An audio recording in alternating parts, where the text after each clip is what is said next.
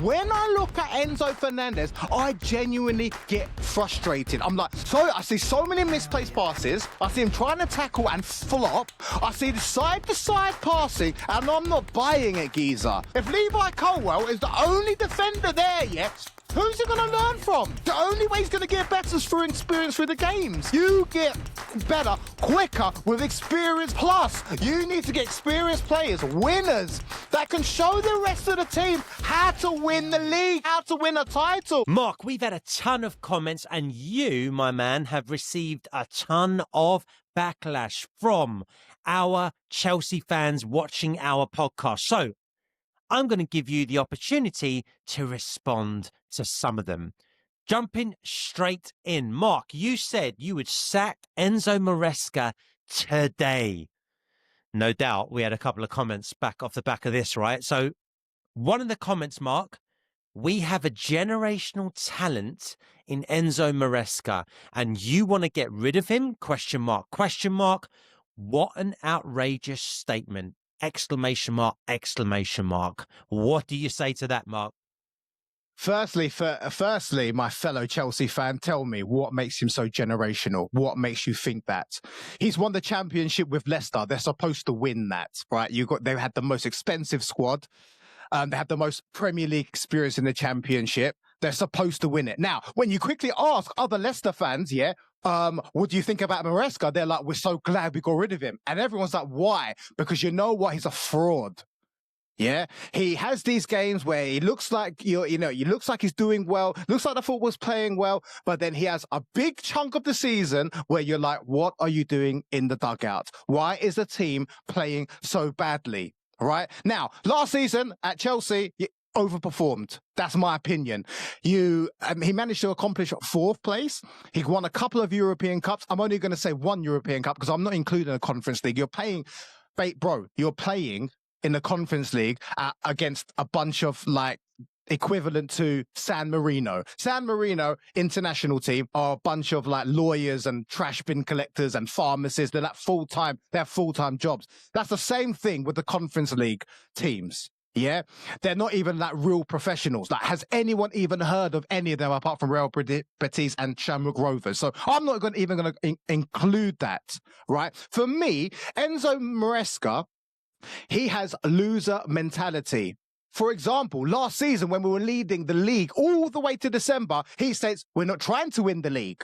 We're only aiming for top 4. This is where Chelsea are at the moment. What kind of mentality is that? Some people are going to say, you know what, Mark, that's what he's saying in front of the cameras, but behind the scenes, he's probably telling the whole team that we can win it. But do you really think that? I don't think that. I don't think he has that Mourinho type of mentality and messaging where he's able to put all the pressure on him. I actually believe he's probably telling the players, we can't win it. Relax, guys. We're not going to win the league. For me, that's a loser mentality. Next, his team selection, bro. Right? Most of the time, I feel like he underestimates his opponents. For example, half the games this season, Chelsea played trash the first half. And at halftime, he makes wholesale changes because he realizes, that his team selections initially weren't the one. That means he underestimates his opponents. I'll give it to him. Yeah, you're being proactive. You see a problem, he's trying to fix it. But why are you not picking the right team right from the beginning? That's a major problem, right? My next thing is, why has the team got 5 red cards in 7 games? And he's got one of them himself. Why can't you sit down with your players, geezer, and tell them, stop messing around. You're affecting the team.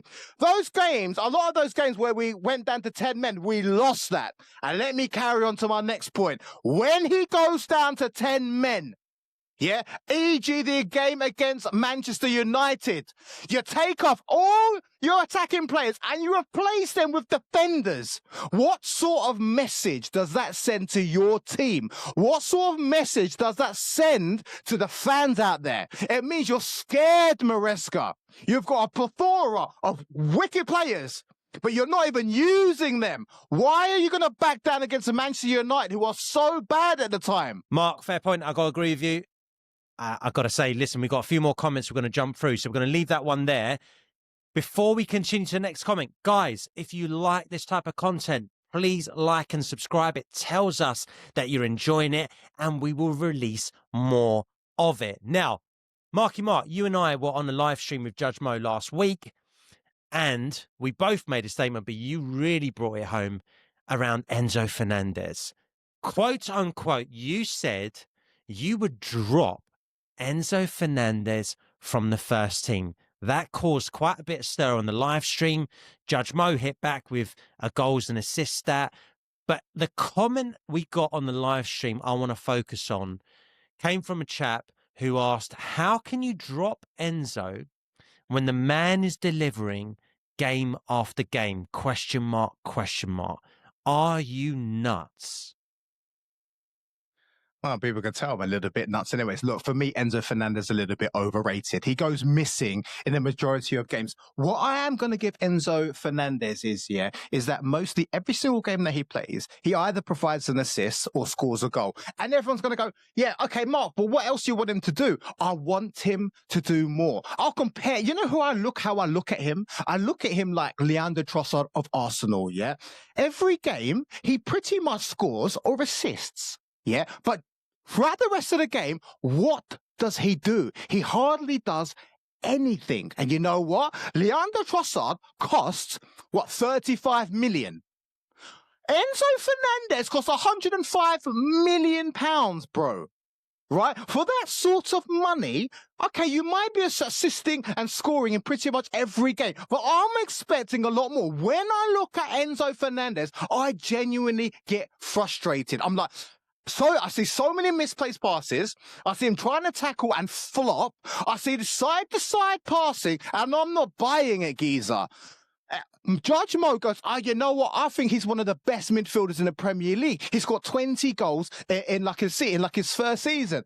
You know what? Let's have a look at the data, He said 20 goals and assists combined, just to be fair. Okay, fine. Oh, okay. Ooh, I'm scared. Love you, Judge Mo, but I'm about to correct you, okay? 2023-24 season, he's got 8 goals in the Premier League and 3 assists. That's 11 combined. That's not 20. No, but he's talking about 20. What about 24-25? Okay, I'm about to go into it. No problem at all, geezer. I've got the stats ready for you, yeah? Okay, He's got 6 goals. He's got 6 goals, yeah, in the Premier League and the FA Cup and 7 assists. That's what? 13 goals and assists. Now, he's also got 2 goals in the Conference League, yeah, and 7 assists. But I'm going to swap that aside, bro, because for the reasons which I said, you can't imagine we're not on the Conference League, right? He would have only got 6 goals and 7 assists. That's 13. The Conference League, yeah, you're playing a bunch of teams that no one's even heard of. I said it before in the previous pod. Geezer. Those teams in the Conference League, yeah, they're in the equivalent. They're the club version of San Marino. Yeah, they're not even full-time professional players. No one's even heard of them. You've got Enzo Fernández, who's 105 million pounds. Those teams in the Conference League, geezer, combined, they're not even worth 105,000 pounds. And you know what? That doesn't sound like an understatement. That's probably true. So, hopefully me saying that, I'm going to disregard that Conference League. Move the Conference League out of the way. That's not real professional high-level football.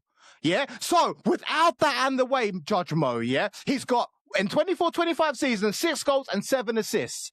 Yeah? That's what? 13 combined. That's not 20. Don't say it's 20. It makes no sense to me. If we have a fully fit squad, he does not get into my first team. You know what? I'm going to back it up, yeah? In the middle, it will be Caicedo, Lavia, and Cole Palmer or Esteval. I think that is a much more potent and effective midfield than one that includes Enzo Fernández. Additionally, yeah, I can think, you said that, there's like what? He's like one of the best midfielders in the Premier League. I can think of 7, 8 midfielders in the Premier League alone who I'd rather have. You want me to read it out for you? Sure. Phil Foden, Szoboszlai, Bernardo Silva, Martin Odegaard, Adam Wharton, Morgan Rogers. I'd have all these players ahead of Enzo Fernández in the number 10. And a lot of you are going to go, yeah, but Mark, look at their stats. They're not that great. Well, you know what? Imagine you put these players, yeah, especially talking about Morgan Rogers, Adam Wharton, okay? You put them in this Chelsea team. They are now playing for a better team. They have better quality. Right? Which means their stats are going to improve. Chelsea are a team that dominates the ball the majority of games. How well would they do in this Chelsea team? I think they'll do better than they do for their current squads, for their current teams. So for me, Enzo Fernández does not even get into my first 11 when we have a fully fit squad. And I'm done. Fair play, Next. my man.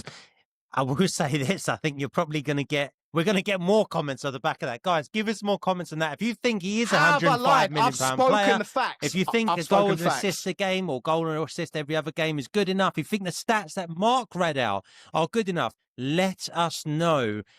I reckon we'll get more comments on that. We will respond to every single one of them. Now, Mark, we've got 2 more comments to go through. By the way, one midfielder you did forget, Bruno Fernandes. I want to throw him in there as well. Absolutely. I think he's right up there for me. I rate him. Right. Okay. Mark, the penultimate comment. This is in response to, well, both me and you do say this. Sanchez isn't good enough to challenge to challenge for a title.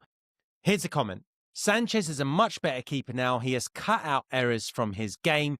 Unnecessary hating for our number 1. Now, Mark, before I throw it over to you, I've just got a very short, simple statement for the Chelsea fan that sent this one in. Sanchez is shit. That's it. Mark, over to you. Whoever wrote that in, look, you're my brother in arms, man. Like, we're Chelsea fans together, right? But please give it a rest.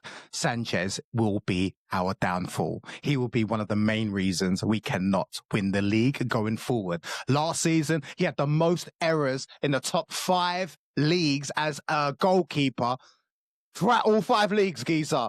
Watching him play last season, I wanted to rip my grey hair out of my head, geezer. I can't even forget that. I've been so disappointed with him. I'll admit, since the tail end of last season, he has marginally improved. He's tightened up his game. But you know what? He makes random, stupid mistakes.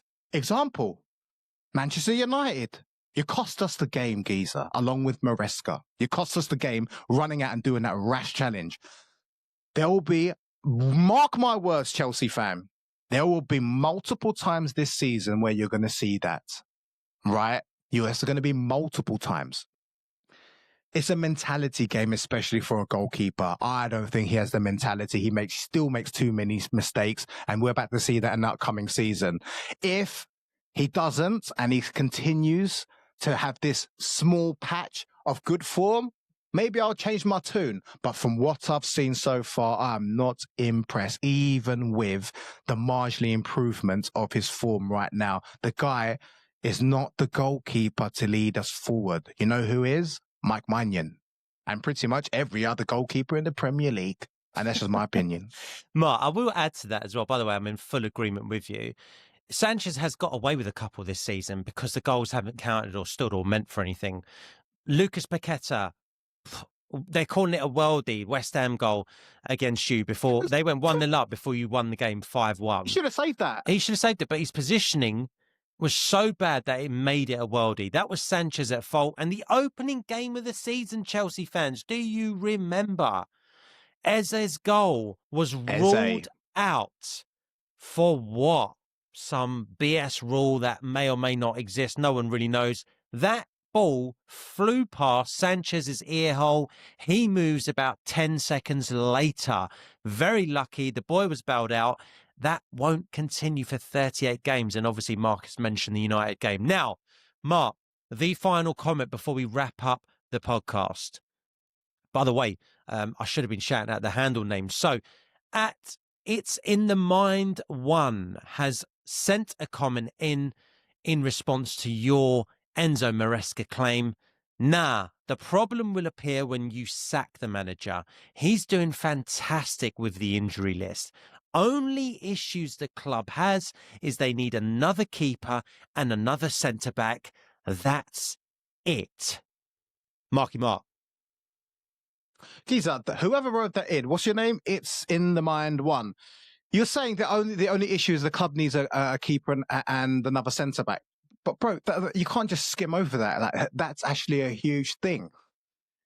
in the summer, Levi Colwill gets injured. Maresca openly comes out and says, you know what? I would like to have another centre-back because you know what? We need to cover the spaces. What does the board go and do? F that, Maresca. You don't pick the players that we're going to purchase. We're going to purchase 55 million on Gittins and 50 million on Garnacho. Yeah, let's get more same type of players for positions we don't really need. Forget about fixing the problems. Don't worry about it. We're a selling club, right? Right, what they should have done is go after Gahey for 40 million, right? Give him a little bit of a nicer package on the higher end of Chelsea's wage structure. That would have fixed a whole load of our problems. And the whole point of me saying that, Geezer, is you're skimming over it. Oh, that's all we need. Are we going to get those players? Are we? You're talking about that's not the only problem, Geezer. The problem is, Chelsea's one of the youngest squads, but there's no evidence that Chelsea are going to invest in experienced players, which is what we need. Not only to challenge now for the title, which is what Chelsea fans want, but you need experienced players, to improve the quality of the younger players. You put a Thiago Silva next to Levi Colwill, Levi Colwill's going to improve. If Levi Colwill is the only defender there, who's he going to learn from?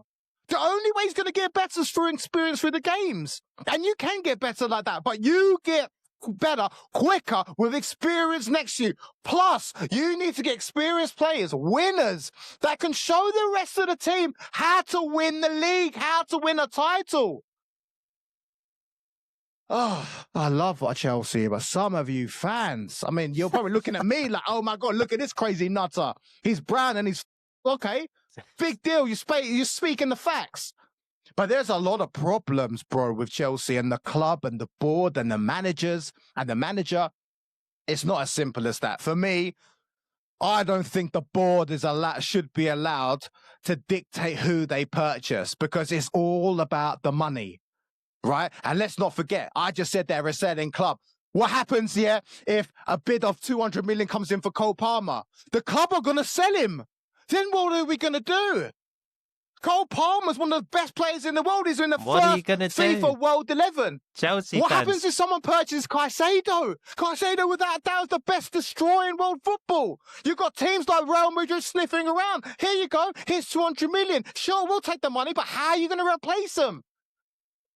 Chelsea can build world-class players, but the likelihood that we are able to keep them based on the club's history and strategy of making money, don't be surprised if we sell these players. And these are the best players in world football that we're talking about. We can't replace them. And that's what we can get to the top, and players being sold bring us right back down and start again. Start over again, rebuilding. And that just seems like that's the pattern going forward. And I'm done. It's in the Mind one. I hope that answers your question. Guys, if we did not get around to your comments, don't worry. We're going to put Marky Mark on the spot again. There is nowhere to run and hide on this podcast. We make statements, you make comments, and we will hold Mark and myself to account. By the way, Big Paddy, your comments never go unnoticed. You will be featuring next. Don't you worry about that. Guys, if you like that, please like and subscribe. Marky Mark, bring it home. Thank you again.